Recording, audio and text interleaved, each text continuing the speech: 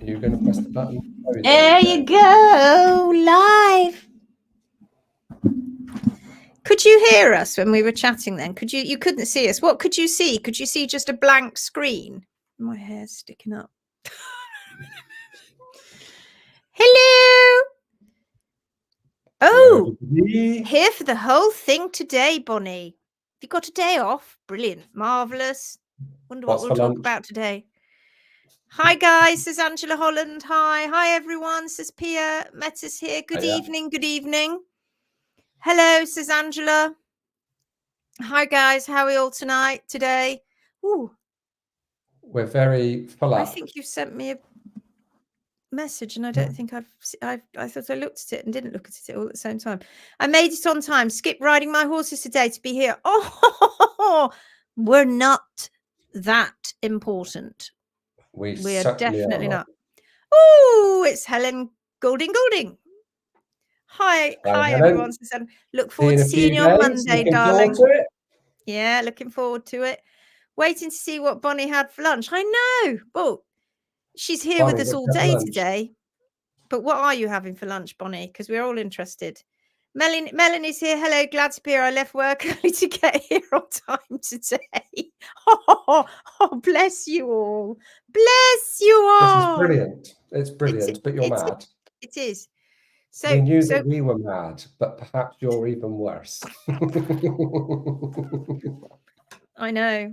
Because you wander now, don't you? All of you wander around the internet seeing these horrible pictures, etc., and going, no, how can it be? And you go into all these groups and you're like, it's not like that. The Phoenix group want to go back home to the Phoenix group where it's all lovely. Safe space. Grilled steak kebabs with onion and peppers. Ooh, very good. Once upon a time, that would have been lovely. Once upon a time, I would have loved that. Yeah, me too. Not anymore. Hi there, says Dawn. Hello. How are you getting on with the challenge?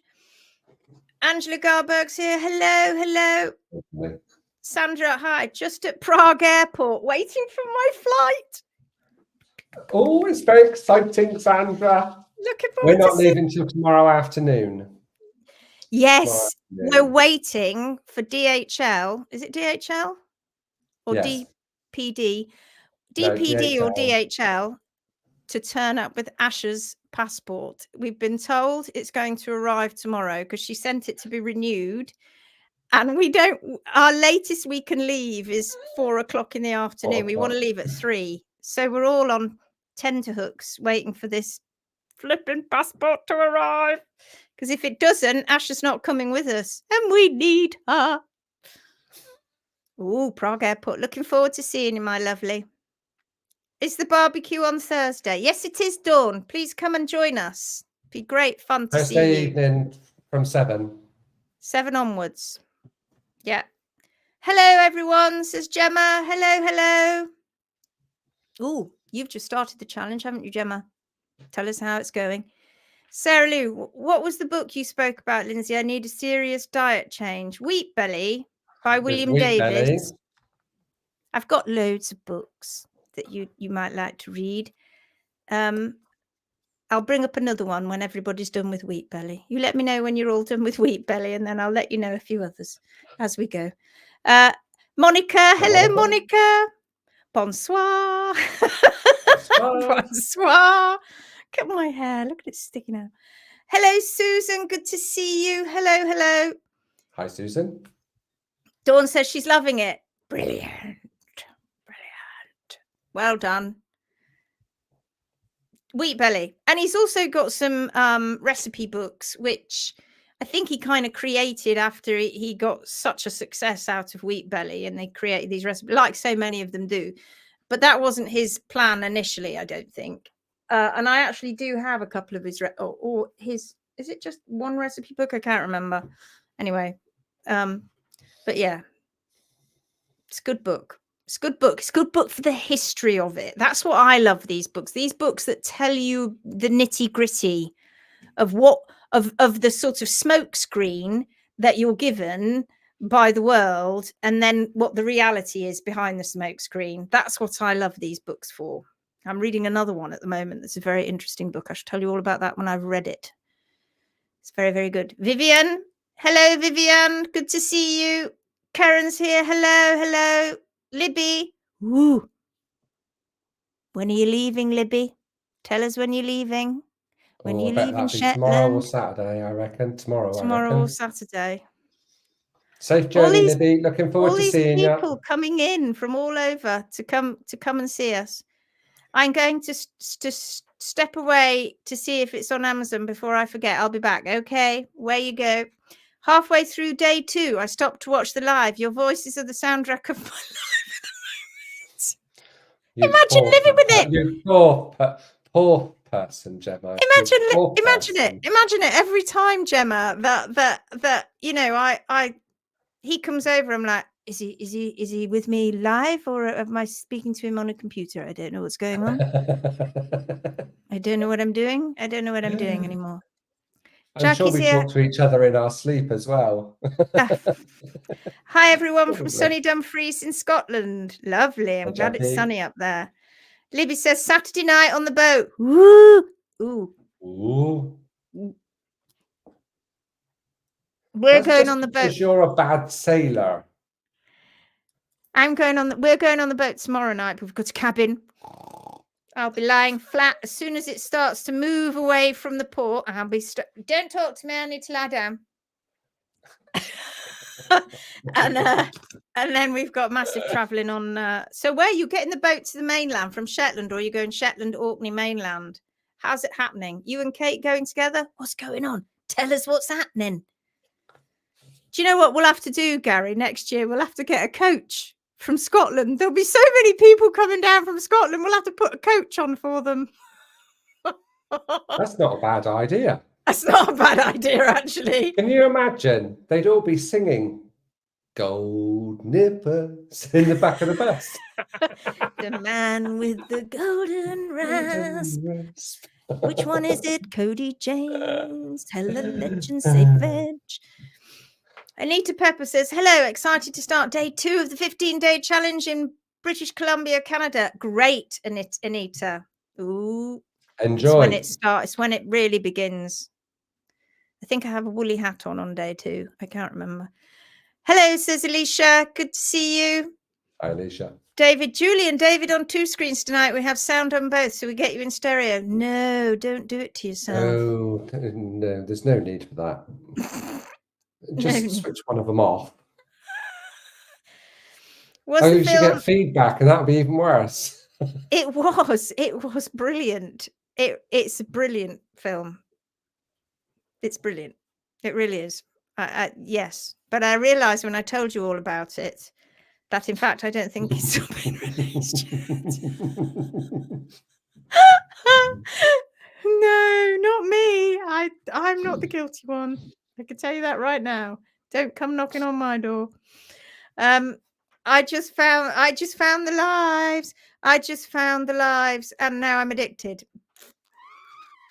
Well, you can come and do them then, and we'll have a night off. That's tomorrow. Got it. They have a deal on 2. Wheat Belly and Total Health. Ooh, very good. Excellent. It's good. It's a good book. It's a good book. Libby, it's a good forecast. Oh, well done. I think it's meant to be for, what did he say? 24 or something? Either way, I should be lying flat. I will definitely be lying flat. Stephanie, hi, everybody. Hi, Stephanie. Trisha Ann, my pups are so used to Aunt Lindsay's and Uncle Gary's voices. Hello, puppies. Hello, puppies. Hello, little lovelies. We soothe you to sleep. Ooh. Bok, bok. Libby, Shetland to Aberdeen. Oh, no. That must, take forever. How long is that? Oh, Shetland to Aberdeen. That must be like going from Plymouth to Bilbao. And then flight from Aberdeen to Newquay on Sunday. Who's picking you up from Newquay? Tell us, let us know who's picking you up from Newquay. I'm guessing you've all got this planned. We don't know what the hell's going on. I've walked 2.8 miles going out and picking up hay bags. Oh, well done. Well done. 2.8 miles. You see how we keep ourselves fit, us horsey people? Our quad's broken, so we're having to heave a wheelbarrow around the horsey bits. That would be some coach journey, nothing like a Scottish road trip. We'll have to look into it. There'll be so many of you. There'll be Kathy. No, Kathy and Judith Kathy won't be there on it. next year. No, they'll have done there. Nor Kate. Or Oh, well, Kate. Well, it depends. Kate might be. Depends. Bonnie, and filling them up and putting them all back. Hope they get as much or more than I do. Absolutely. You go, girl. We won't tell anyone you watch Pat. Shh. Shh. I didn't know. I don't know. What's that? What's pirates? I've no idea what we're talking about. Not a sausage. Innocent Miss Lindsay. Innocent Miss Lindsay. I'm trying. Look. Trying to tame it. Oh. Hang on. I just got a message through. Am I allowed to read that out? Right? I don't know. Oh, that's lovely. That's lovely, Melanie. Do you want me to read that out loud? Doctor asked if I have any bad habits like drinking. I said, no, but I need 3 to 4 doses of Lindsay and Gary daily. You poor things. I don't think anybody's ever said that before. No, oh my God. What have we done? What have we done? Are we therapeutic medicine, are we? Oh my goodness. Bonnie, that's weight losing part of the challenge. List. Yes, you see, if we get you to set up these tracks and things, you're out and about, marching around, losing weight. It's all very good. Vivian thinks that's hilarious. So what on earth are we going to talk about tonight? Last night it was all sorts of things, sarcoids and melanomas and stuff. Gosh, I can't remember half the time. But Boa Night from Portugal. But is that? I would imagine like bonsoir. Boa Noite. Boa Noite. Yeah, how do I say that? I was reading into it. Boa Noite. Good evening, I'm guessing that is. From Portugal. Well, here we are. What are we going to do? What are we going to talk about? Who wants to set us off? Gary and I have been preparing for leaving tomorrow. Like we said, we've been getting Gary and Ash have been out pressure washing vehicles, making sure everything looks nice. Trailers, everything. Mm-hmm. Yeah. What's Trish say? I miss Sarcoids. Need to catch up tonight. Yeah, I think I put the link in it. But I don't think Vanya's here tonight. So I went and Vanya sent me that link, Gary. So, she said last night that basically it was pancake mix that they were putting on their horses' sarcoids. Yeah, it was salt, flour, water, wasn't it? Yeah, right. So just like a paste. And they were putting it on the sarcoids. And so she sent me the link to this group, which has got quite a few thousand members. It's been going quite a while, I think. And sure enough, people were posting up pictures of sarcoids disappearing using this paste. So it is very interesting. And I wonder what kind of strangulation is going on, because I'm guessing that's what's happening. It's strangulating it. But it was very interesting. I've not heard of that before. So if anybody wants to do a bit more research on that, by all means, crack on. It'll be very interesting. Sarah says, I found a really good website that supplies hedgerows for horses that had different species, all grown in well-drained sandy ground. The plants need to understand the assignment, though, that I'm not a gardener and need to survive on their own. Quite right. Me too. They've just got to do it themselves. Don't expect me to help you. Survive. Just survive. Dorlim, I missed last night's live. How can I watch it, please? I think I put it on the page. I think I did. Yeah, go and have a look. It should be on there somewhere. I think I did. Try to remember. It will go up on YouTube. I'm so getting so behind because of my weekend away uploading stuff to YouTube. We're about 10 lives behind on YouTube, which isn't very good at all. We started off with only 1 live behind, but now we're about 10. Yes, bonsoir in Portuguese, pronounced boa noite. Did I get that right? Boa noite. Noite or boa noite, which sounds like good night, doesn't it? Oh, very good. See, we're learning all these languages. I'll never remember it. I'm part of a sarcoid trial where they use turmeric topically and internally. Interesting. Turmeric's really good too. And I think they mentioned that if flies apparently don't like turmeric, and so you could put turmeric over this paste to get the flies to, to disappear as well. It's interesting. Tell us more about the sarcoid trial. Nice to know. Sorry, I'm late. Good morning. Good morning. What time is it there? 5:20 in the morning with you? Oh, you glutton. Honestly, I'd be so asleep right now at 5 o'clock in the morning. Nobody, not any Gary and Lindsay, would wake me up for anything. Believe me when I tell you. Because you go to bed at 4:30. Well, yes, but even so, I still wouldn't get up. Boa noite. No E sound. Okay. No E sound. Boa noite. Bonsoir. Boa noite. Very good. Very good. Right. So come on then. Give us a topic to talk about. We've been so deep in doing all our work. We've not really got any, I haven't seen particularly an awful lot of stuff on Facebook that I can talk to you about. Other than, of course, we're still following the drama that unfolded in London yesterday with the 2 horses we now know are called Vida and Quaker. Vida being the grey, Quaker being the bay. And you know something? If you've seen any of that footage, one of the things that stands out to me more than anything else is those horses couldn't stop. They were so spooked and they were running. But when there was a vehicle in front of them, they could not stop. They put the brakes on, but they were skidding. Had those horses been without ice skates on their feet, things that were metal, have absolutely no grip whatsoever and just go skidding across tarmac, they might have had a better chance. But we are insane that we put insane. You can see the way that they're running as well, and that they're trying to stop themselves. I don't know. We are literally insane. The world has gone mad that we, on an animal or any being that has to walk around, and we put metal on their feet. I mean, it worked in the Roman times. They didn't know any better, but it is an insane thing to do. Honestly. I really, really, yeah. Karen says sweet itch. Well, there's not a lot to say about sweet itch, except the fact that we have covered it before, except the fact that it is actually quite rare for an animal to be allergic to the spit of the culicoid fly, which is the midge, which is what causes sweet itch.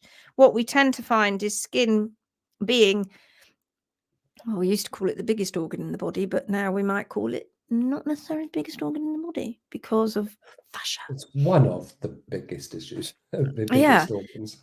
Yeah, and like I've said before, if I go to a client and I see 2 horses and I'm called to sort out the feet on this one, and they've got crummy feet, and then I see this one that's covered all in rugs and fly rugs, etc., from head to toe, and creams and God knows what else, that's the one that's suffering more, and that's the one that is the hardest one to bring around. I'm like, well, we can sort the feet out in 5 minutes, really. Once the diet and management's changed, that'll just grow out really quickly.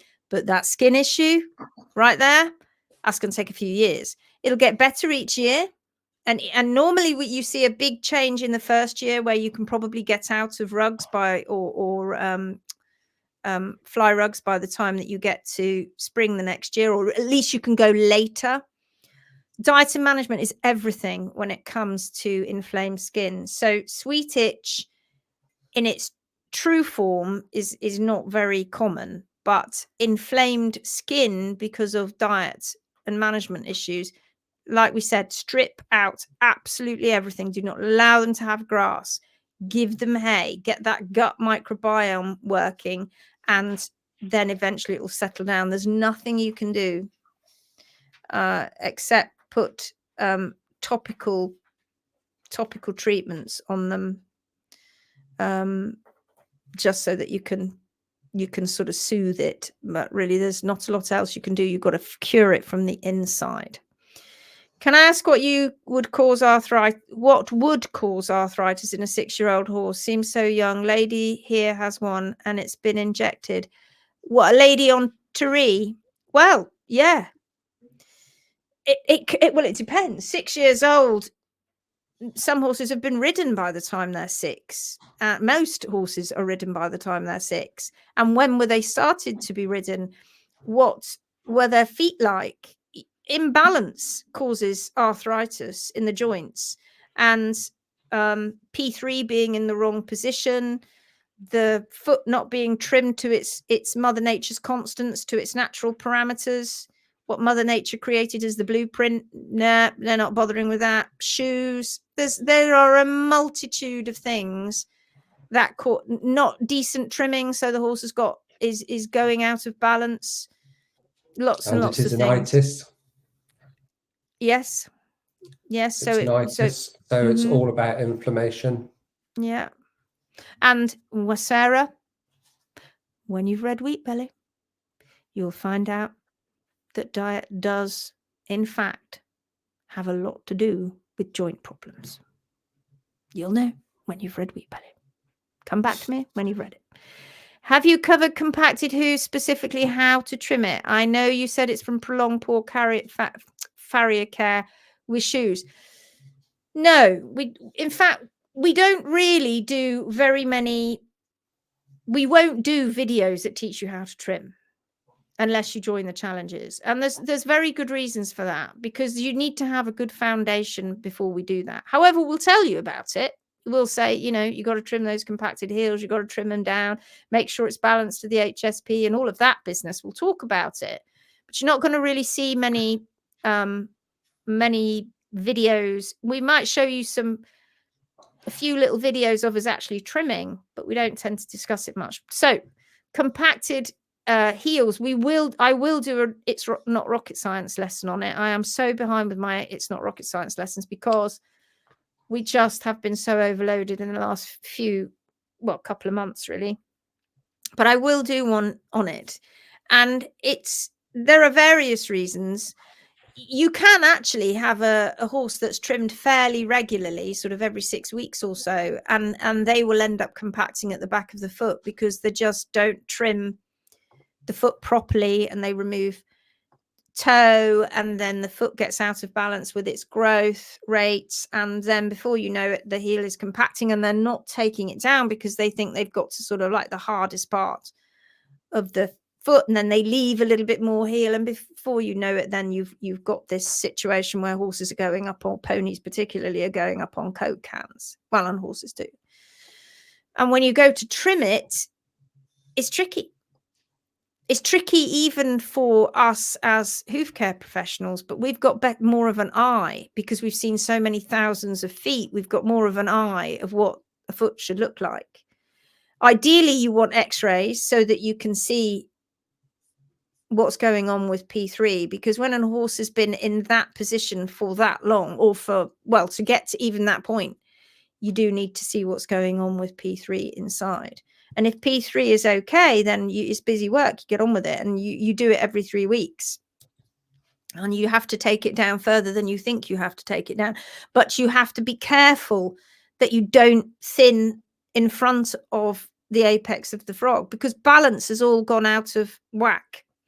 So it isn't easy. It's possible.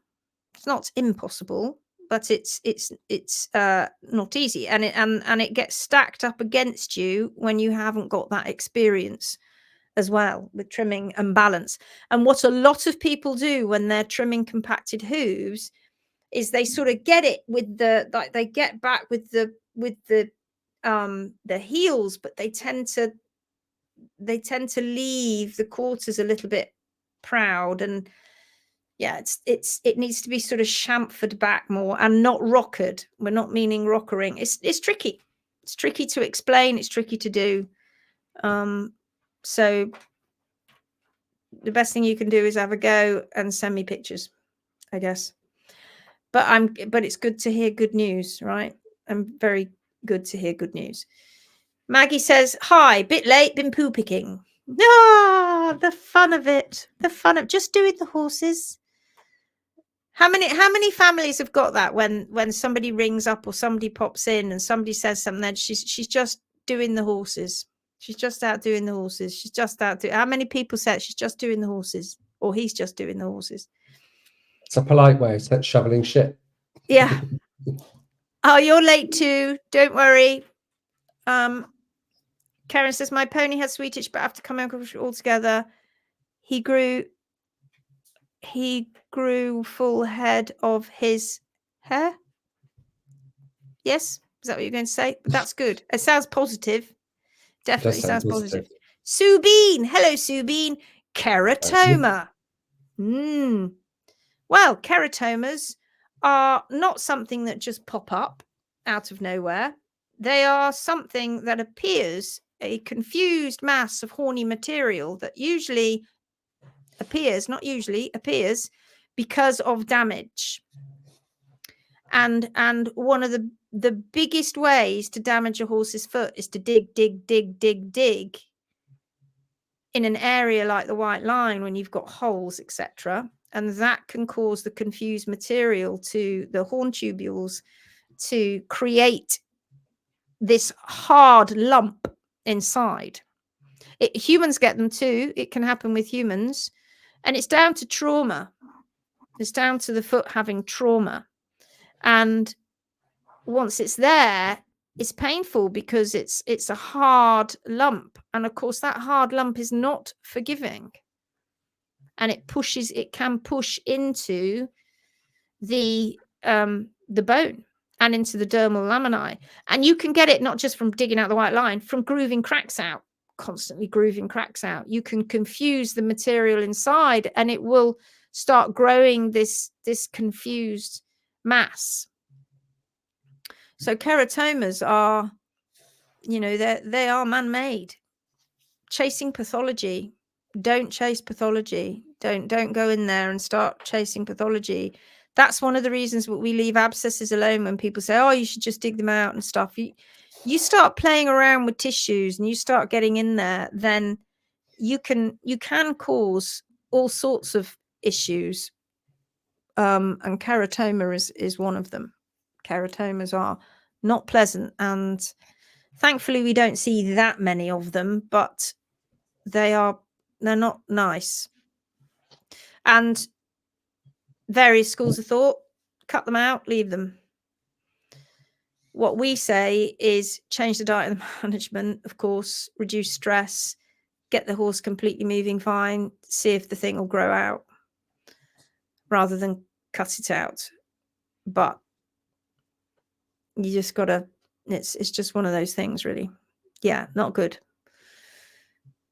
Shoes are so slippery. There is a road by me that I just couldn't ride down on my old shod horse, but my barefoot young boy had no problem at all. Absolutely. Absolutely. People say, oh, you shouldn't go faster than a trot, on a road with the horse. I could canter with my road horses on a road. And if we wanted to come to a stop, it was just momentum that we were stopping, but there was no skidding, no sliding on tarmac or concrete. When we're at our workshops, our in-person workshops, and we have shod and barefoot hooves, if we've got a piece of concrete or tarmac, one of the exercises we get a couple of the students to do is to actually land a shod foot on this hard surface, and they see how much it skids. And then we give them a barefoot that has been trimmed properly to do the same.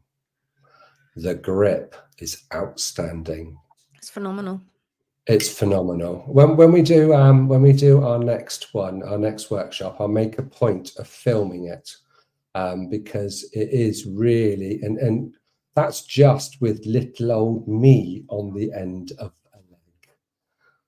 You think when you've got a 500 kilo horse on the end of those four legs, how we much remember, motion is going to be in there. We'll record that, and it visually, it just makes you really think about what we have been doing in the past. I'm sure most of the people that are on the page are on our page, but yes, it really doesn't make sense at all.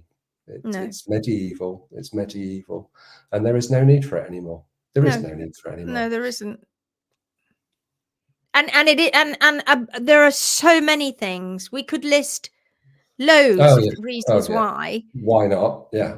But the horse does not feel safe, and so they don't walk normally. And we have got an explosion of arthritis, an explosion of joint problems, an explosion of spinal issues, an explosion of body issues, tense muscles, damaged muscle. It's just wrong. It's just not so to wrong mention on so many levels. Horses that are labeled as being mischievous, aggressive, unsafe, all of these labels that lead to behavior. But if they haven't got a sure-footedness, how can they? They're frightened. I think if you've got a frightened animal, you've got a dangerous animal. You have, absolutely, which we saw yesterday. And I think I've said this on a live before. Some of you may have heard me talk about this, but I used to go to this farm where I had a couple of clients, and the lady of the farm wasn't my client. She had her own farrier, but I liked her. We got on really quite well, and she sort of ran a quiet sort of livery. And she had this beautiful youngster that she was bringing on, who was, I met him when he was 3, and I often used to turn up, and she'd be doing gentle things with him at liberty in the arena, and I liked all of that. I knew she was quite traditional with the shoes, etc., but she just didn't really know. But he was obviously barefoot.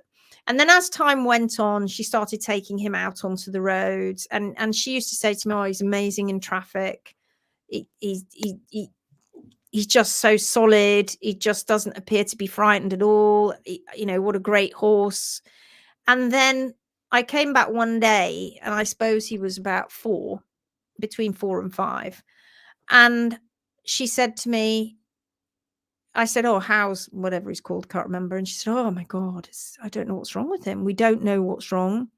We're getting body workers in, and we're getting everybody in to try and find out what the hell's wrong with him, because he's really changed. It might be his age, but I've never seen it before in a horse." And I'm like, "Why? What's the problem?" And she said, "Well, I started taking him out, and he just completely, he was really spooky, really frightened. He was like a completely different horse. I couldn't control him very easily." And I said, "What changed?" She went, "Nothing changed, nothing changed." And as we were talking, it transpired she'd had him shod on all 4, because she was taking him out for walks. She wasn't riding him, taking him out for walks a bit more, and she was worried that he was going to wear his feet off. And I said, "That's the change." She went, "What?" I said, "That's the change. You've taken him out, and he doesn't feel safe. He doesn't feel safe on his feet. That's what you've done." Oh, no. I said, "I guarantee that's the problem. Take the shoes off, you'll have your horse back." You take your shoes off and you have the horse back. And then I didn't stay there for very much longer, but absolutely, I've seen it so many times, and we've also seen the reverse so many times. You take the shoes off, you start naturalizing their diet and management, etc., and these horses just chill. They just change, because they're like, "Oh my God, I don't feel terrified. I'm going to break a leg or slip over." Because for a horse to let us pick their feet up is a massive thing, because they are totally reliant on their legs to get away. As we saw in London yesterday, they totally rely on their legs. We do too, but for them, they're prey animals. They need to get away, and if you've got one of their legs, they can't get away if they need to. And I know they've become compliant, but we don't want compliance. We want partnership. So we want horses to trust us, but to be very engaged. And she just wasn't listening. She'd stopped listening. And the reason how we get them engaged is to listen to them. She just wasn't listening to him. It would have spoke volumes to me. I'd have seen it straight away, him skitting around. Oh my God, the ground suddenly feels so completely different to me. I don't like it. And then he'd skid. And of course, you imagine how much effort it takes to stop yourself from sliding, stop yourself, doing the splits, to stop every time that it's a horrible thing to do to an animal. A horrible thing to do to an animal. And I know so many owners do it, and they don't realize what they're doing. I get that. And I don't blame owners. I just blame the system. We need to educate. We've got to stop this now. This is just, we're far, far, far too deep into this now. We know too much. We really need to stop it. Behavior, these animals that are, like Gary said, touted as naughty animals or problem animals. You just take the shoes off, you naturalize their diet and management, and stick them in with a couple of horses. I always say it's herd magic. You stick a horse that's been on his own with a herd magic does it in just a few days. You're like, what a different horse already. It's incredible. It's so lovely to see. Have we done compacted heels, bars, and finding the seat of corn? We covered it a little bit just a minute ago, but sometimes where you always start whenever you're trimming any horse and you're clearing the deck, if you feel that there's not a lot to give, then you always start in the seat of corn with your knife, and you just have a little flick in the seat of corn, and that will often be the place above all places that will give, right? The reason for that is because the heels are often higher than the sole, but the sole at the toe and around the quarters is compacted because it's getting too much sole pressure, right? Because they've chopped the toe off. Whereas at the back, they've left the heels higher. So you're going to get more sole flaking off in those areas, more likely to. So that's the place to start first. Then you get your heels down to the hard sole plane, and then you start balancing. But of course, if you haven't got a toe wall on the ground, that's going to be tricky too. So always start off having a look in the seat of corn.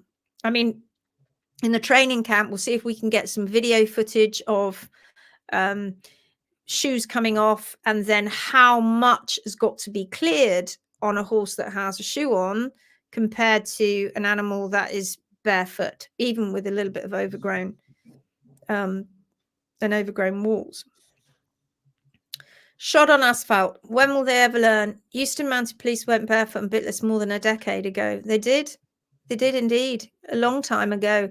I think that Greg Sokolowski was looking into going barefoot with them in the 90s, even in the 80s, going through to the 90s.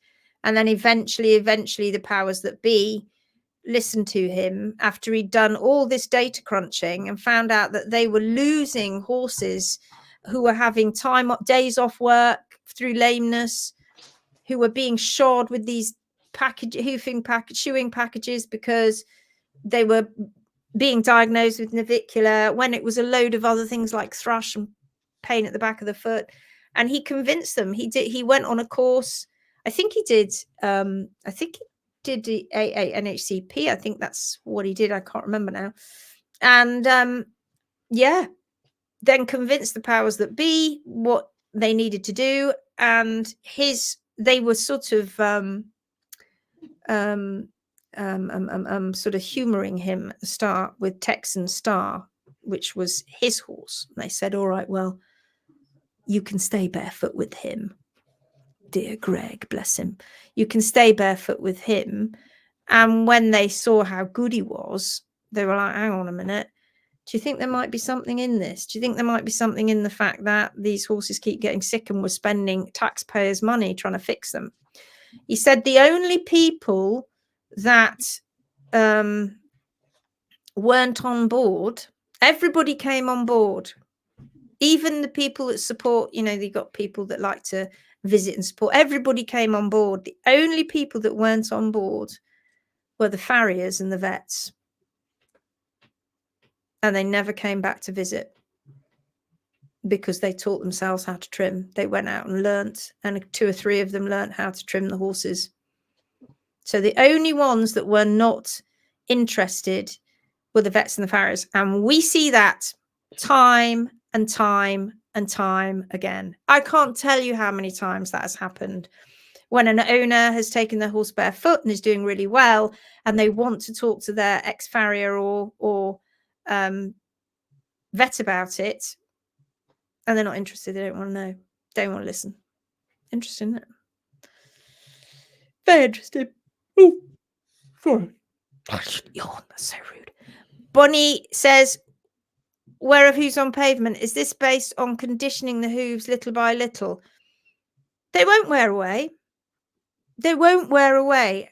Does your foot wear away if you go barefoot? It might be a bit tender for a few days, but what's going to happen very quickly is your foot's going to callus. So they don't wear away. It's just another myth. Show me the bloody nubs on Facebook. I want to see those bloody nubs. I've never seen them. Good morning, team, says Joe from New Zealand. Okay. Good morning. The news here in the UK has mainly been about the damage the horses caused to the property and the people. I saw that too. I read that too. Not a lot about the horses themselves. We only know they are receiving vet treatment, vague or what. It was almost at the outset as if the horses were to blame. Makes me sick. Probably everyone else here too. Yeah, but I think the horse community has had a lot to say about it. You can see it all over Facebook. The horse community are definitely have an awful lot to say about it. But I noticed that as well. Supergut is a brilliant follow-up to Wheat Belly. Ooh, Supergut. I don't think I've read that one. Thank you, Jane. It's on my list. I don't think I've read it. I'll be looking at that one. Hello, I'm late. Horses just had the dentist. Oh, I hope it all went well. I hope it all went well. All good. 2 of the horses needed surgery, but are recovering nicely according to a popular horse mag. I read that one as well. It just popped up on my feed. At what point do you take a laminitic rehab out of the ward? What do you mean ward? Oh, looking to exercise Squire as he looks bored and still wait. Oh, I see what you're saying. And still wait to lose. Do I need to wait till he has no long toe, or do you think he would manage to be boxed to the beach for inland work? I'm sure he will throw some shapes. He likes to swim also. So absolutely get going. I wouldn't ride him right now, but in hand. And the other thing is, and I know you still want to grow that track, but getting him with his buddies will get him moving, and it will stop the boredom. And I know you want to completely surface it, but that's not necessarily necessary. You could put up a track around the rest of that field, not let him on it, let them on it for a few days. They'd soon turn it over, and then they can all have the whole lot together. And make sure when you've got, I mean, I'm sure you're probably doing this. I'm probably teaching you to suck eggs, but on that track that you've got for Squire, just make sure that you are putting those hay piles around.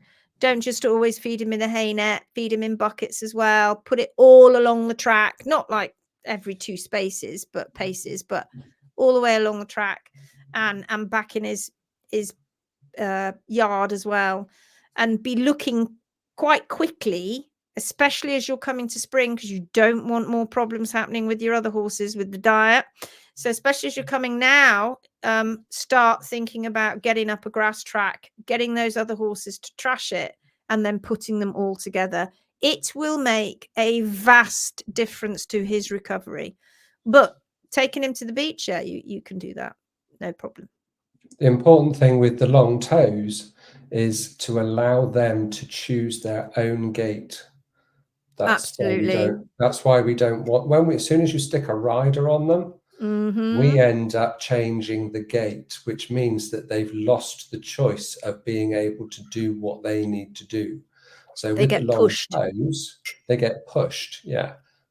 So as long as he is choosing what to do with his feet and legs and going with you, then everything will be fine. Vivian, on Monday, a new vet tried to convince me that the new abscess up my horse is maybe caused by a keratoma. I looked at my horse's hooves, looked at the vet and said, no, and that I will not dig holes into the sole, and she will neither. I'm so fed up with so-called colleagues. Are they in the same surgery? Do you mix small animal and equine at the same place? Are they like, you know them in your surgery, or what? I'd be interested to know how that all pans out, and how, Vivian, let me tell you this. I can't remember if you've done I don't think you've done the challenges yet, have you? But let me tell you this, by watching these lives, being part of the Phoenix group, learning what you're learning, you will know more than them. You will. You probably do already. I think her comment emphasizes that I'm so fed up with them already. Right, you see? Yeah. You see how much you You know? know more. You know more. Mhm. Yeah. Sad, isn't it? My mare has never been shod, out hacking with friends who thought I would be in trouble going down steep hill on road. I was the only one who didn't have a problem. I know. Because they can't understand it.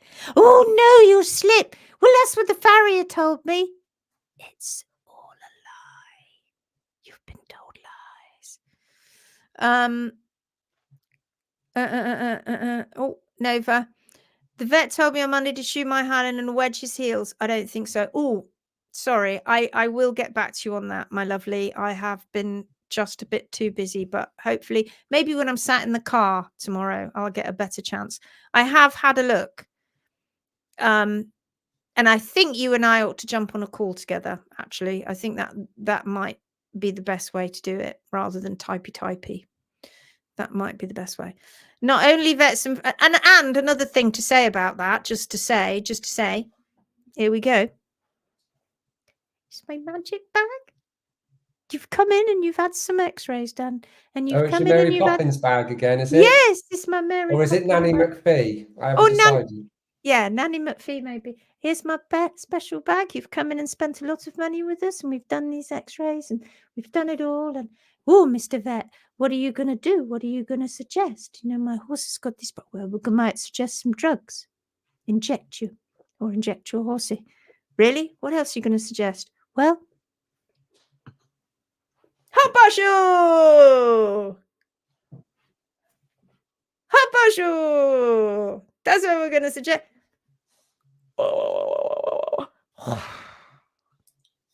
So passé. How about something different? Computer says no. Hopashu! So done with it. So done with it. Not only vets and farriers, some trimmers won't listen. Oh, yeah. In fact, probably, I should say that HM over the years has had to block more trimmers off the page than anybody else, than farriers.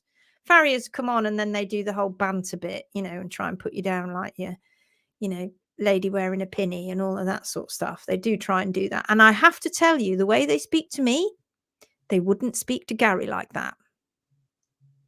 He knows that. They don't speak to Gary in the same way as they speak to me. It's really interesting, isn't it? Lindsay can do one of her nice, it's not rocket science lessons, and there will be quite a lot of backlash. I can do one of my short and sweet lessons, and there's no backlash at all. None whatsoever. Get real, guys. Get real. Little lady, got to do some mansplaining. It's just not right.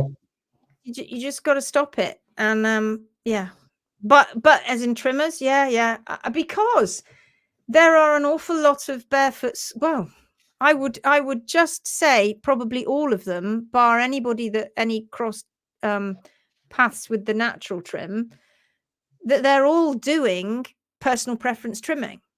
They really are. They really are. If you are not trimming to Mother Nature's constants, you're not trimming to the hard soul plane, then you're conflicted.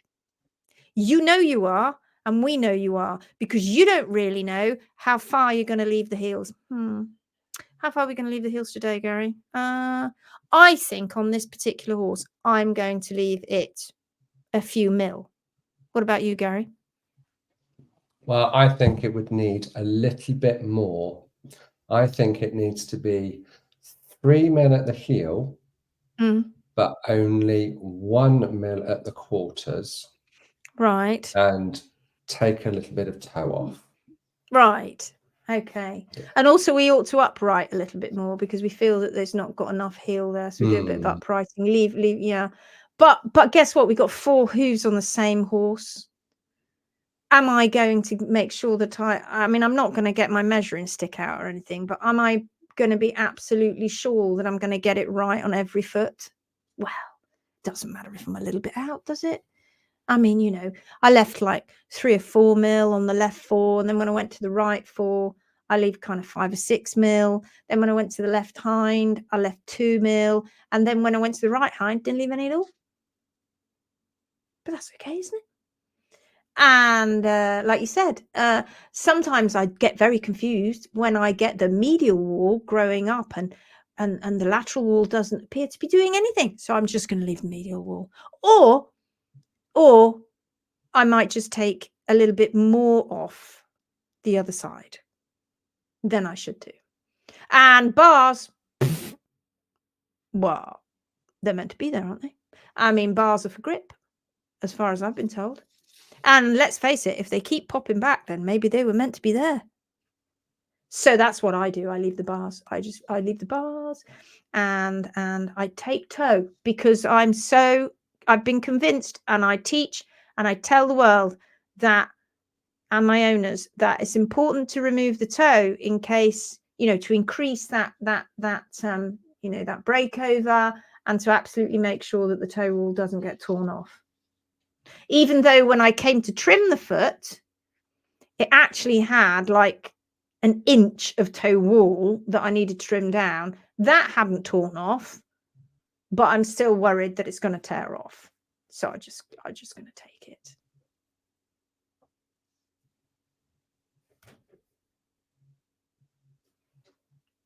It's a bugger's muddle out there. Oh, I hate it so much. It's a bugger's muddle. Every single like we said before, it is not BS. It is boringly simple. Mother Nature didn't get it wrong. She didn't. The only thing that she got wrong was creating humans. Oh, God. And us being so successful, if you could class the human race as being successful. We just can't work it out. We can't work it out. We need shoes. No, you don't need shoes. Yes, we do. No, why do you need them? Because the horse is sore. Well, why is the horse sore? I don't know. We just need to put shoes on. No, you don't need to put shoes on. It's the diet and management. Ooh, is it really? Is it? Ooh. Yeah, it really is the diet and management. Of course it is. Oh, no, like it really is the diet and management. Like you really, really do need to change the diet and management. Do we? Yeah.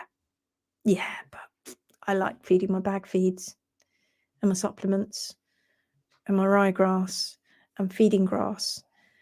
People, until you've done it, I always say that everyone needs a laminitic pony or a horse. And that's an awful thing to say, isn't it? But if you've had one, or you've got one right now, it doesn't half galvanize you. You don't half start searching. What we see a lot of, and actually, funnily enough, more so now, and this just goes to show how owners want to be more and more enlightened.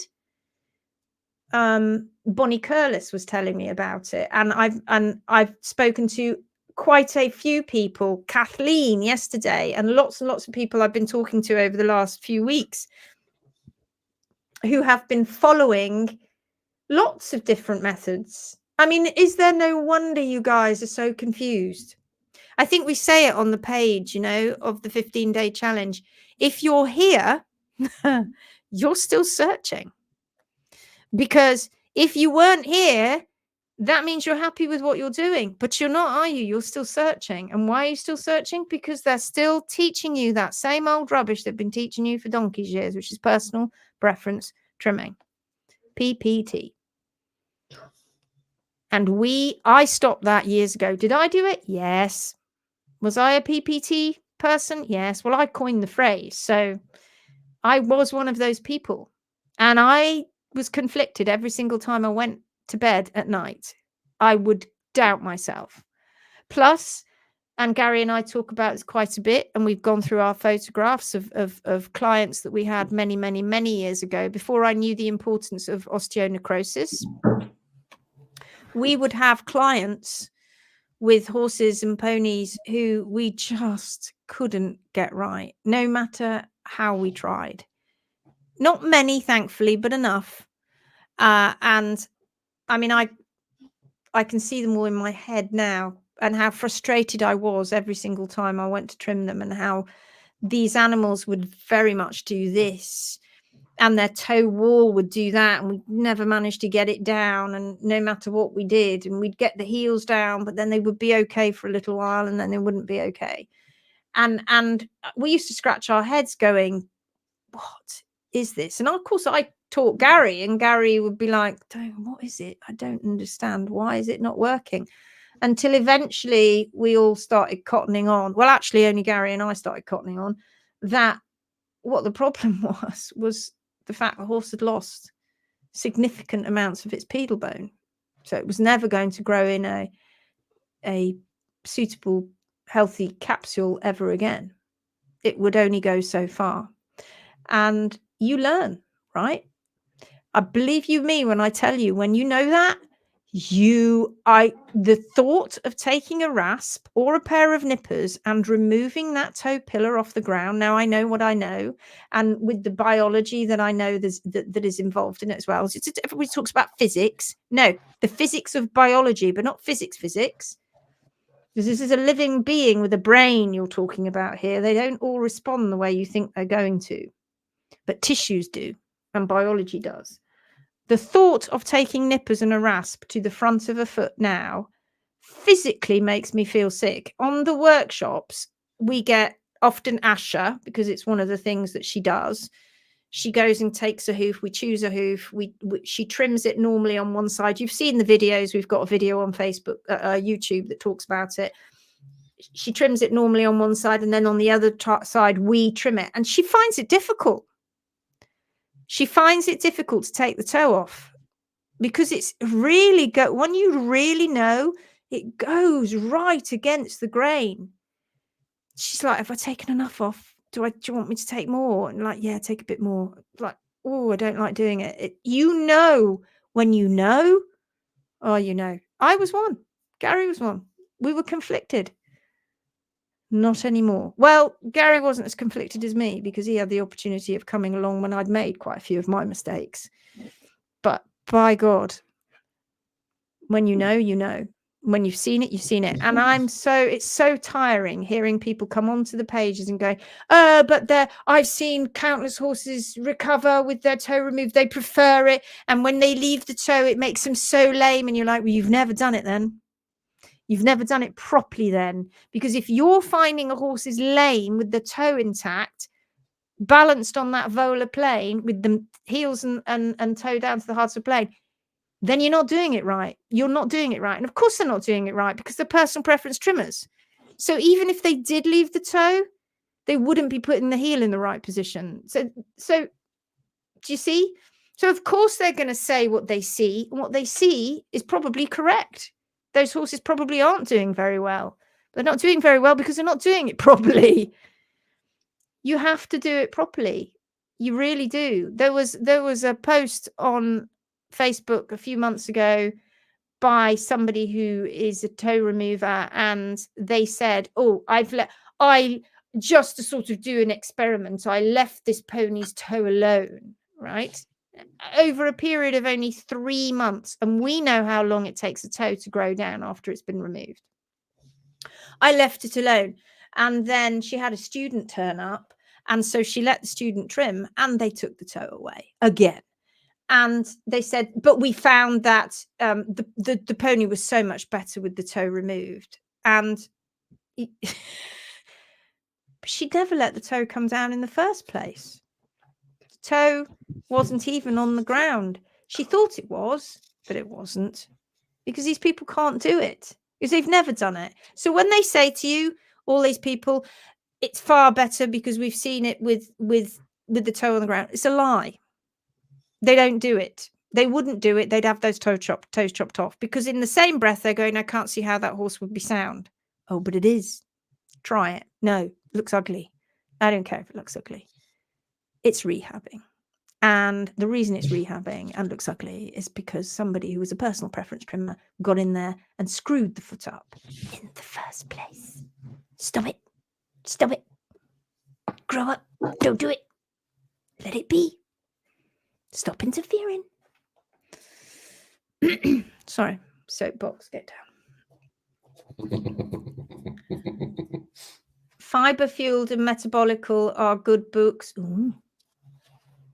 A minute. Not heard of those. I'll try and find. I don't. No, I haven't read those. Fiber Fueled, Metabolical. I've told you about Black Box Thinking, haven't I, by Matthew Said. You've got to read that. This one. Let me write it in here. Black Box Thinking. Matthew Said. I think that's how you spell his surname. What was the other one you said? What did you say to me? What was the name of the other one? I've forgotten now. Supergut. Supergut. I'll have to find some others that I'll have to look in my Audible. Vets just don't want to listen You'll to be having a book club in a minute and all. I know, right? We'll have to have a book club. we'll have to have a Phoenix Way book club. Oh, God. Looking after our own health so we can stay long and healthy to look after our horses. No, the one the one I'm reading right now is brilliant. Well, listening to, because I haven't got time to read at the moment. Vets just don't want to listen to barefoot. They are so ignorant towards it and not willing to listen to learn. It's because we've become a medication nation, right? We've completely lost sight of what we are, of what the body is capable of doing, because they've channeled us down this route that really only drugs matter. And who's channeled us down that route? By skewing and spinning results and data to make you think that what they're saying is these wonder drugs are going to fix everything, when they don't.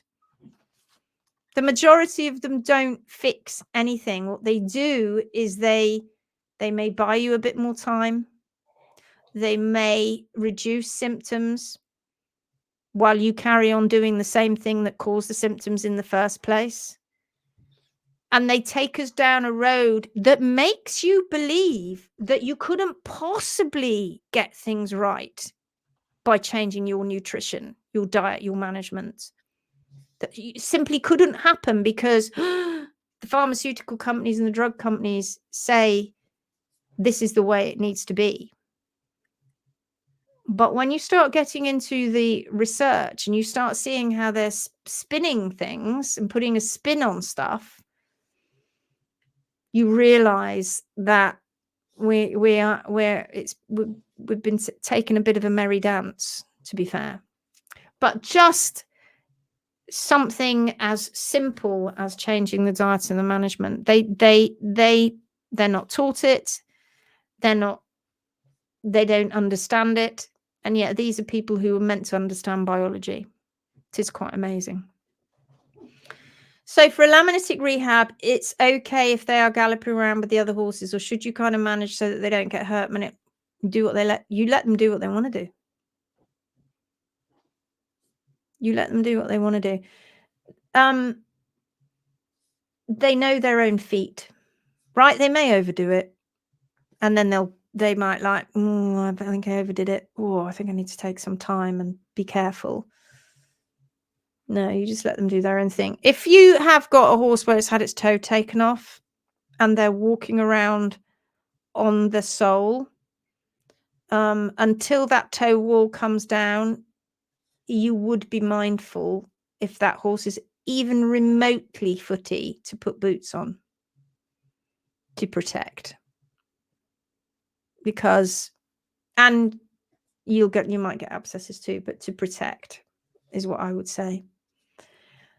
I took Penny for a walk to the river today with her duck feet. We travelled over gravel road, base concrete and sand. She was fantastic. Still dealing with some compaction at the heels, but I think we're getting closer. And boy, you should see Penny's duck feet. So boo-hoo to you people out there that say they can't possibly walk because it's going to tear it off. Rubbish. Bonnie is proving it. Bonnie and thousands of other people are proving it. Absolutely. And it's just that if you show the pictures, they're like, oh, how could you do that? Oh my God, it looks so terrible. It looks so ugly. Horse is like, I love my feet. I love them. I've got lots of foot to walk on. It's so comfortable. My P3 is in the right position. Oh, thank you so much, Bonnie. I don't care what my toes look like. Get over it. Stop staring at my feet.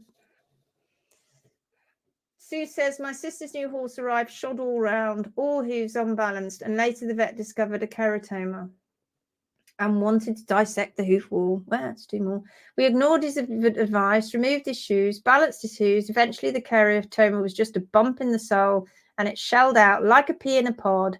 Vet couldn't believe it disappeared. Oh, yes.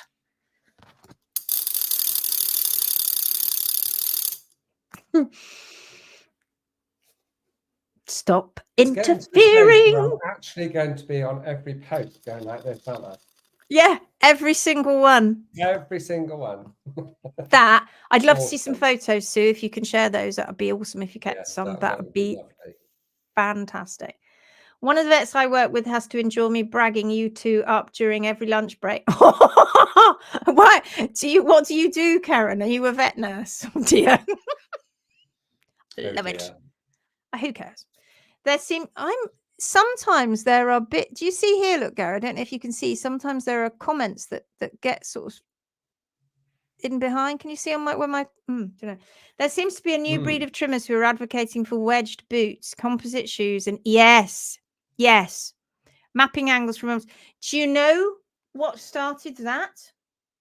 Because those trimmers found that what they were doing wasn't making the horses sound. So they started using other things. So not quite Farrier. Don't call me a Farrier. Not putting metal shoes on. No. I'm using composite materials, ones that are far more sort of forgiving. And sometimes they're nailed on, sometimes they're glued on. I prefer gluing because I don't like using nails. But no. Sometimes I mold special resins around the foot and it make it look normal and nice. Sometimes I put casts on. Why are they doing it?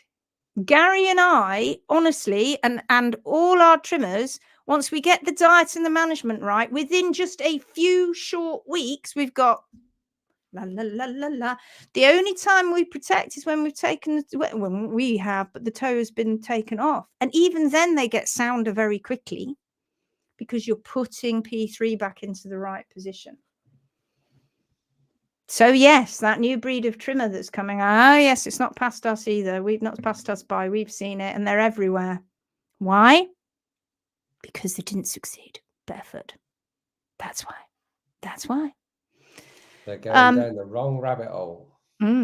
Why is it the most supportive on non-horsey people? Oh, isn't that funny? Isn't that funny? When you end up in a pub or you end up chatting to people, which we try so desperately hard not to do, we don't like to talk about horses because it just... Do you know why we don't like to talk about horses? And I know this, and this will be you guys too, and I know this sounds a bit rubbish and maybe a little bit big-headed in a way, but we don't, because people don't have enough knowledge and it's frustrating to hear them talk and sound like they've got knowledge, and I just don't want to hear it because I hear it all day long and I just think I don't want to have.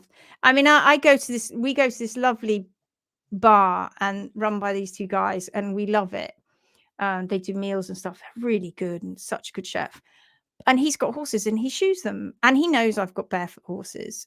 But I never have that conversation with him and we don't talk about. But he will occasionally go, well, you know what horses are like, and you know that they'll do this, but they've got to have, you know, they've got to be kept in, and I keep them in, and I'm precious with them, and I just can't have that conversation because he just doesn't know, and he doesn't want to know.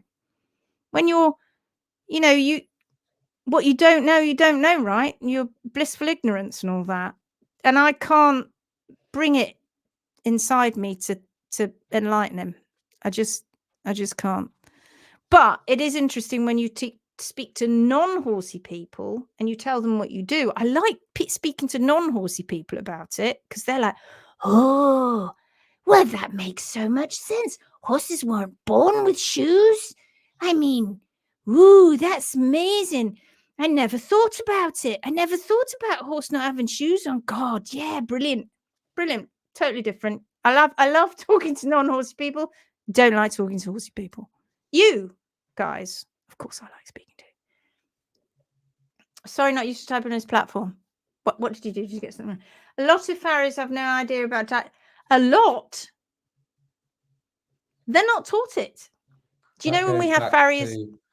That goes back to training, doesn't it? Yeah, education. Back to training, and people now and in the past say, well, a farrier, well, particularly I'll go by in the UK because that's what we know, and France, are trained for 4 years to be a farrier. Yeah. And they say, but what they've got to realise is, and I suppose you can put the majority, well, a high percentage of vets into this bracket as well, their training is absolutely nothing like ours. All we do is turn up, look very similar, wear chaps, and use the same tools. That is where the similarities end. There is absolutely nothing within our training that is the same as a vet or a farrier. Nothing. Zero. We just turn up and use similar tools. Absolutely. So we often say to him, don't worry, don't panic. We're not taking your job because we're not doing your job. We're not doing your job. We're doing something. What are you talking about? Of course you are. What are you talking about? Like, there is no similarity. No. Do you turn up and as soon as you get out the car and you see the owner, you start talking about how they've been getting on, and then say, and what have you been feeding? And and I found out about my hay, and Lindsay and Gary and I've managed to source some hay without rye, and they get all enthused about that. And then the next thing you know, you go in and see the horse and they're talking to you about the feet, and you're talking to them about the feet because they've learned more like you guys have. And then you start to be like, oh my God, and they're so involved. We work harder on the owners than we do on the feet, and farriers and vets do it the other way around. Our job is spent more. It's harder for us working on the owners. They don't want to do that. They can't be bothered. Really? They can't. Because they don't have that knowledge. They don't have that knowledge. And so, you know, we weren't taught to put shoes on because horses don't need them. It's also, I suppose, it's about aftercare as well. Aftercare is when we have clients and things may go a little bit wayward. Do you think that they just sit and wait for the next 6 weeks? No, they're on the phone, they're messaging us, or they're taking pictures, we give advice and all of those things. All of that is part of the service. All of that is part of the service. Would you get that from anywhere else? I'm not so sure. No. I certainly don't hear about it. I certainly don't hear it. No, we don't. We wouldn't have so much of a problem if that's what was happening. My vet was shot when I didn't butte my horse but gave her arnica and devil's claw for pain. Ooh, it's all hocus pocus. All we have to do is give them natural things and they will get better. Put in some ryegrass, put in some alfalfa, a few nails. Some molasses. Oh, that brown, sticky, lovely stuff. Horses love it. It's so sweet. Some bubbly gum licks. I found some bubbly gum licks. And chocolate ones. I found chocolate licks too. They can go in. And stuff that looks like rabbit food. Hubble bubble. Oh, pathology. Sorry. Prevention is the enemy, says Big Pharma. Really? Of course they're going to say that, right? Oh, is Really? Black Box available online to listen to? Yes. Well, in Audible. Yeah, on Audible. Well, I'm sure it's available on other platforms as well. Yeah. My vet was shocked when I did this treatment work okay, says Susan. Speak amongst yourselves. Yes, Susan. Oh, yes, Susan. And bodywork. She fell on the ice, then an acute laminitis, and I think could hardly work. Stop Chasing Pathologies is a great new theme song for me. Absolutely. Don't chase pathology. Stop chasing pathology. Catherine Brown. Hello, Catherine. Do we know you? Have I seen you before? That is what happened to my horse. The farrier, the vet, put the glue on shoes and casts after they cut off the toe, which made my horse not able to walk at all. It was awful what the farrier did with the approval of my vet. Oh my God, we hear this story time and time again. Go and have a look at the HM page. When you've done this, don't leave us. We're going to be off in a minute because we've done far too long. Go and have a look on the HM public page, on Hoofing Marvellous, the public page, and look at the pictures that we put up. That was the lady that we were talking about, who's a client of ours at the moment, or a client of HM. And her pony, you'll read what I put, and her horse, 15-hand cobby horse, they did everything to it, but largely chopped its toes off, and they cast it, and they put remedial shoes on, and I think they put clogs on, and they put reverse bar. They did everything they possibly could every single time to fix it without realizing that they were causing more and more problems all the time. The horse was like, please just let me have my foot back. I know it's going to look ugly, but who cares? I just want a foot to walk on. And now she's left with this mutilated hooves. Mutilated. Did they mutilate the hind hooves? No. Did they mutilate the front hooves? Yes.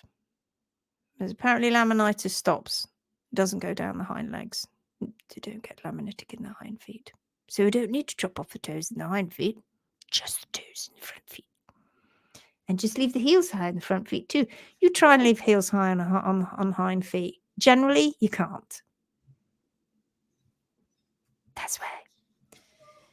Oh. Also, as well, you can if for people that you may be trying to convince, or you end up getting onto the subject of horses, and when people come around and they say, well, your suggested protocols, what you're going to do for my horse, ask them what is their success rate.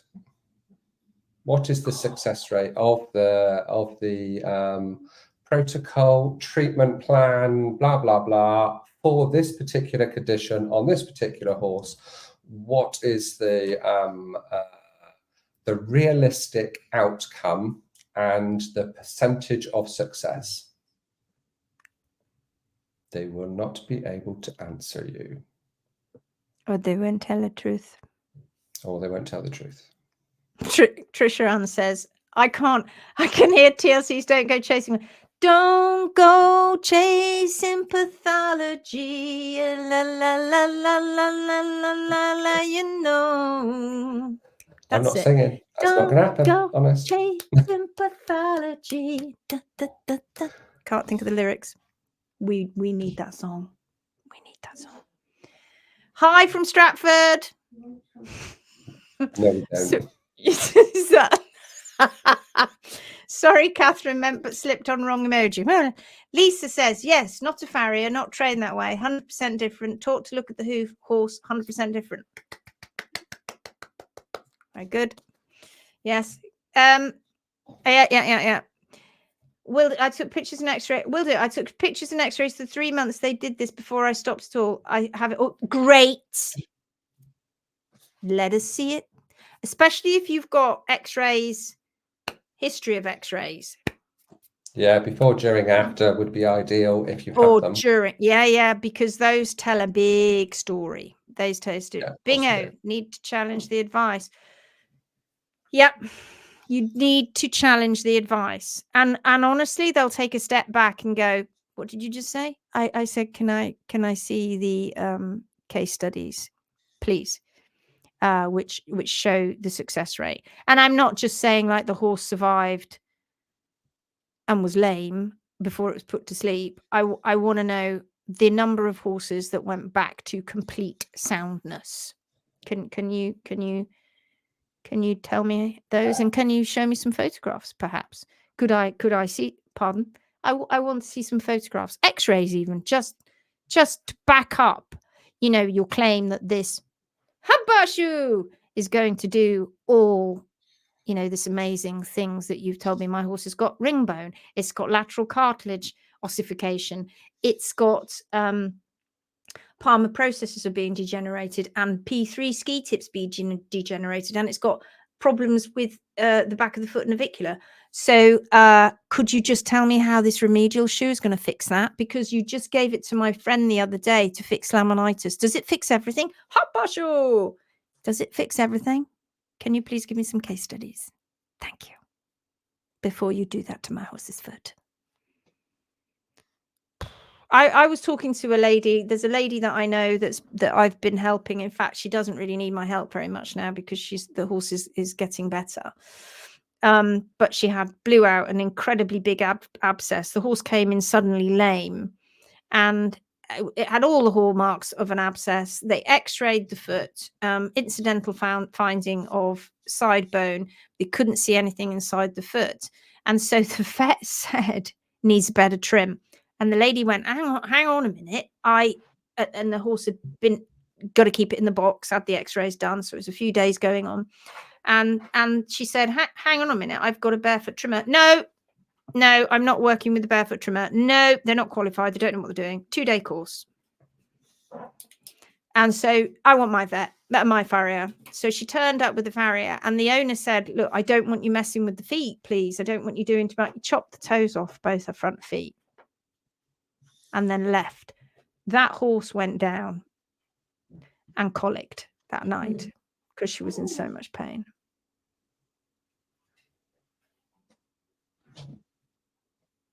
And it's taken, that was in October, I think.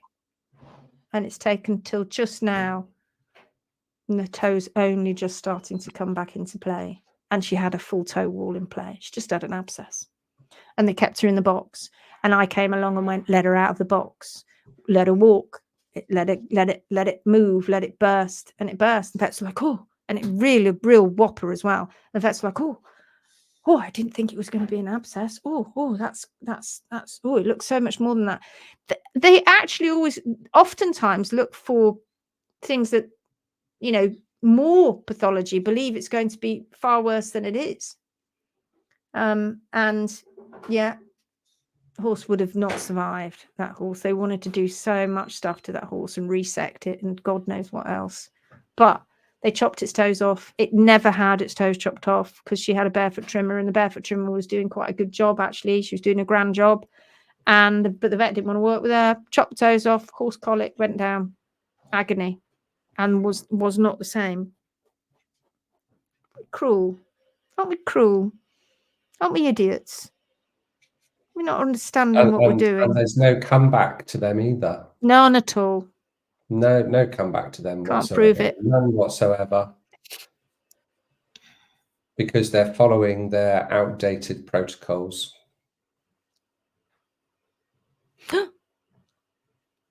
What, Helen Goulding? She's here, I think. Oh. I hope that's what you're saying.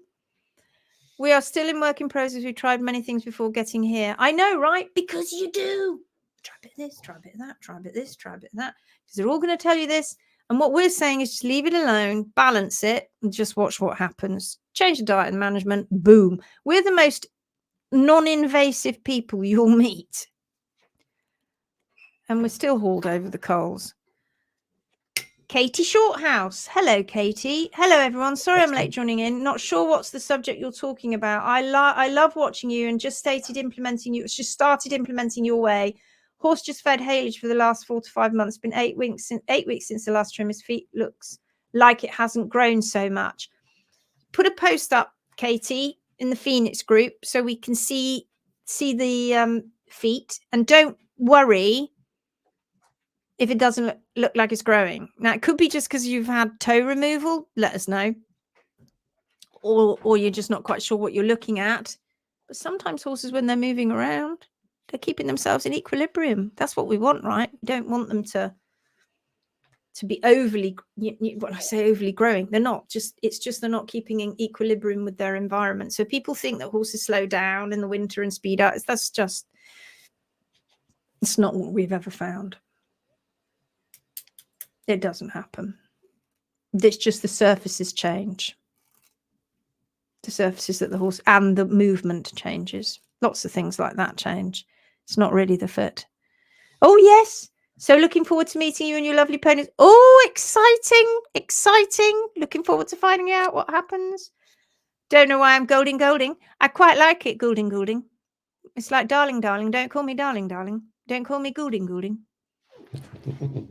You guys, think of how many horses you are saving doing this. Thanks from all these horses. Right. Thank you, Joe. We're going to go because we've got work to do. No rest, hubble bubble. For the wicked. And we're not going to see you tomorrow. We're not going to see you Saturday. We're not going to see you. Lindsay's going to be on a boat. I'll be lying down flat tomorrow night. That's where I'll be, on a ferry. And then Saturday, we might be able to. I don't know. It just depends. If you see us, it'll be a pop-up because it just depends what's happening in whether we've got good. Don't bank on it.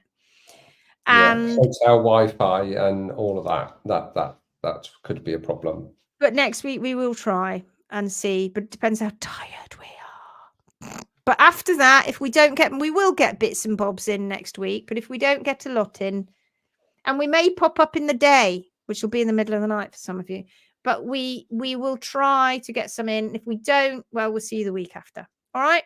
Bye. Safe journey, Libby. Safe journey, you guys that we're going to see next week. Look after yourselves. See you soon. Yeah, you look after yourselves. Look after those precious horses, and we'll see you soon. Oh, bye-bye. Bye. Take care.